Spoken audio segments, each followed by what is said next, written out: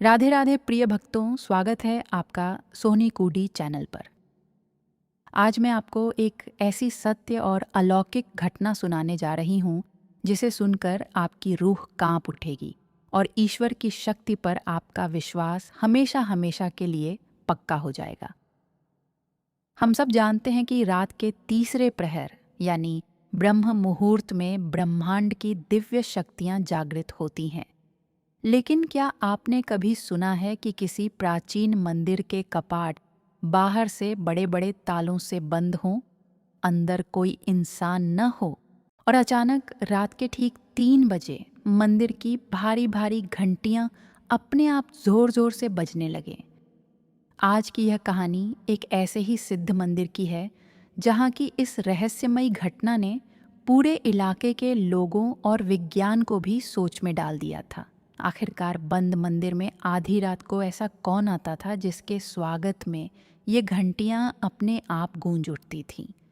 जब गांव के एक निडर चौकीदार ने इस रहस्य के पीछे का सच जानने के लिए अपनी जान जोखिम में डालकर रात के 3 बजे मंदिर की दीवार से अंदर झांका, तो उसने अंदर कुछ ऐसा देखा कि उसके होश उड़ गए और वह अगले ही दिन गूंगा हो गया। आखिर क्या देखा था उसने उस रात? आइए जानते हैं इस रूहानी और दिल को झकझोर देने वाली सत्य घटना में। यह घटना वृंदावन के ही एक कोने में स्थित ठाकुर जी के एक बेहद प्राचीन और एकांत मंदिर की है। यह मंदिर सदियों पुराना था और गांव के लोग शाम की आरती के बाद रात 8 बजे ही मंदिर के मुख्य गर्भगृह और बाहरी दरवाजों पर बड़े बड़े लोहे के ताले लटका देते थे। नियम यह था कि रात के बाद कोई भी मंदिर के परिसर में नहीं रुकेगा। लेकिन पिछले कुछ दिनों से गांव वाले एक अजीब सी बात नोटिस कर रहे थे। हर रात जब पूरी दुनिया गहरी नींद में सो रही होती थी, ठीक रात के 3 बजे मंदिर के भीतर से घंटियों और शंख की तेज आवाजें आने लगती थीं। टन टन टन। शुरुआत में लोगों को लगा कि शायद कोई चोर या शरारती तत्व अंदर घुस जाता है, लेकिन जब सुबह आकर देखा जाता तो मंदिर के सारे ताले बिल्कुल सही सलामत बंद मिलते थे। गांव में इस बात को लेकर तरह तरह की अफवाहें उड़ने लगीं। कोई इसे भूत प्रेत का साया कहता तो कोई इसे महज भ्रम समझता। लेकिन गांव का एक नया चौकीदार था जिसका नाम था रामचरण। रामचरण शहर से आया था और वह इन सब बातों पर विश्वास नहीं करता था। उसका मानना था कि कोई न कोई इंसान जरूर मंदिर के पुजारियों को बेवकूफ़ बना रहा है। उसने संकल्प लिया कि वह इस रहस्य का पर्दाफाश करके रहेगा। एक रात कड़कती ठंड और घने कोहरे के बीच रामचरण हाथ में टॉर्च लाठी लेकर मंदिर के पिछले हिस्से में छिप गया। समय बीतता गया। रात के 2 बजे, फिर 2:30 बजे, और जैसे ही घड़ी की सुइयों ने रात के ठीक 3 बजाए, पूरे मंदिर परिसर की हवा अचानक बदल गई। चारों तरफ मोगरे और कपूर की एक ऐसी तेज खुशबू फैल गई कि रामचरण का सिर चकराने लगा। और तभी मंदिर के भीतर की सभी भारी घंटियां अपने आप पागलों की तरह बजने लगीं। रामचरण का दिल जोर जोर से धड़कने लगा। डर के मारे उसके हाथ से लाठी छूट गई, लेकिन अपनी जिद के कारण उसने हिम्मत जुटाई और मंदिर की पिछली दीवार पर बनी एक छोटी सी जालीदार खिड़की के सहारे अंदर झांकने की कोशिश की।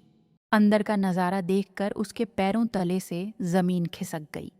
मंदिर के कपाट अभी भी बंद थे, लेकिन गर्भगृह के भीतर एक अद्भुत नीले रंग का दिव्य प्रकाश फैल रहा था। उस प्रकाश के बीच ठाकुर जी की पत्थर की मूर्ति अपनी जगह पर नहीं थी, बल्कि साक्षात एक परम सुंदर सांवला किशोर, जिसके सिर पर मोरपंख था और कमर पर पीला पटका बंधा था। वो गर्भगृह में साक्षात खड़े होकर बंसी बजा रहे थे।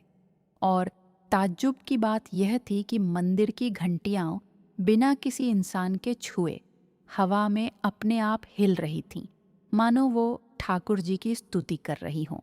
तभी रामचरण ने देखा कि उस दिव्य प्रकाश के बीच से एक और अत्यंत सुंदर छवि प्रकट हुई।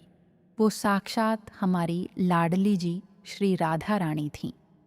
राधा रानी ने जैसे ही मंदिर में प्रवेश किया, कन्हैया ने बंसी बजाना बंद किया और उनके चरणों में प्रणाम किया। दोनों एक दूसरे को देखकर मुस्कुराए और पूरा मंदिर दिव्य भजनों की ध्वनि से गूंज उठा। रामचरण यह अलौकिक और रूहानी दृश्य सहन नहीं कर पाया। साक्षात भगवान के तेज को देखना किसी साधारण इंसान की आंखों के बस की बात नहीं होती। उसकी आंखों के आगे अंधेरा छा गया। उसके मुंह से एक शब्द भी नहीं निकला और वह वहीं चेतना खोकर जमीन पर गिर पड़ा। सुबह जब पुजारियों ने मंदिर के पट खोले तो रामचरण को बेहोश पाया। जब उसे होश आया तो वह कुछ बोल नहीं पा रहा था, उसकी आवाज़ जा चुकी थी। उसने कांपते हाथों से कागज़ पर लिखकर पूरी बात बताई। पुजारी जी और गांव के बुजुर्गों ने जब रामचरण की लिखी बात पढ़ी तो वे सब रो पड़े। पुजारी जी ने मंदिर की चौखट को चूमते हुए कहा, अरे मूर्ख, शास्त्र गवाह हैं कि ब्रह्म मुहूर्त में साक्षात राधा माधव अपने गुप्त रास के बाद ब्रज के सिद्ध मंदिरों में विश्राम और मंगला आरती के लिए आते हैं। उस समय प्रकृति और मंदिर की जड़ वस्तुएं भी चेतन हो उठती हैं और प्रभु के स्वागत में घंटियां अपने आप बजने लगती हैं। तूने अपनी नास्तिकता के कारण उस दिव्य लीला को देखने का दुस्साहस किया। यह तो ठाकुर जी की कृपा थी कि तेरी जान बच गई। रामचरण को अपनी भूल का एहसास हुआ। उसने ठाकुर जी के आगे नाक रगड़कर माफ़ी मांगी। कुछ दिनों बाद उसकी आवाज़ तो वापस आ गई, लेकिन उसने चौकीदारी छोड़ दी और हमेशा के लिए उसी मंदिर का सेवादार बन गया। भक्तों, यह कहानी हमें सिखाती है कि विज्ञान जहाँ ख़त्म होता है, वहाँ से हमारे ठाकुर जी की लीला शुरू होती है। भगवान की बनाई इस सृष्टि में ऐसी कई दिव्य अनुभूतियाँ हैं जिन्हें हम अपनी इन चमड़े की आँखों से नहीं देख सकते। उन्हें सिर्फ भक्ति के भाव से महसूस किया जा सकता है। रात के 3 बजे बजने वाली वो घंटियाँ इस बात का प्रमाण हैं कि आज भी ब्रज भूमि में मेरे लाडले सरकार और लाडली जी साक्षात विराजते हैं और अपने होने का एहसास दिलाते हैं। तो प्रिय भक्तों, अगर आज की इस रहस्यमयी और रूहानी कथा ने आपके भीतर भी एक अजीब सी ऊर्जा और भक्ति का संचार किया है, तो कमेंट बॉक्स में पूरे भाव से राधे राधे या जय श्री कृष्णा लिखना मत भूलिएगा।